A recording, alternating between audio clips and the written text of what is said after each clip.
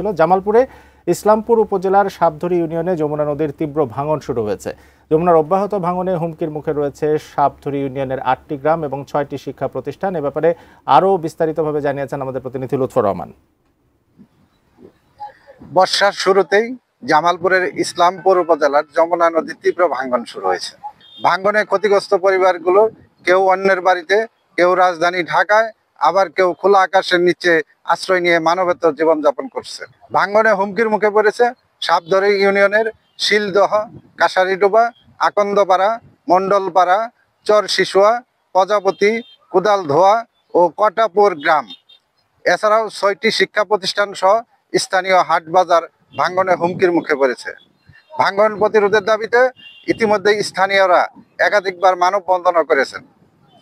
যমুনার ভাঙন প্রতিরোধে সম্প্রতি কাশারিডোবা পয়েন্টে বালি ভর্তি জিও ব্যাগ ডাম্পিং করেছে পানি উন্নয়ন বোর্ড। স্থানীয়রা জানান, বালি ভর্তি জিও ব্যাগ ডাম্পিং করার পর কাশারিডোবার উজান ও ভাটিতে নতুন করে তীব্র ভাঙন শুরু হয়েছে।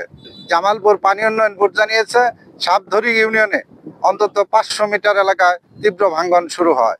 ভাঙন প্রতিরোধে পানি উন্নয়ন বোর্ড ইতিমধ্যে 210 মিটার এলাকায় বালি ভর্তি জিও ব্যাগ ডাম্পিং করেছে এবং বাকি অংশ ভাঙন প্রতিরোধে প্রয়োজনীয় ব্যবস্থা গ্রহণে ঊর্ধ্বতন কর্তৃপক্ষকে অবহিত করা হয়েছে। জামালপুরের সাপধরি ইউনিয়নের নদী ভাঙন নিয়ে এই ছিল আমার কাছে সর্বশেষ তথ্য।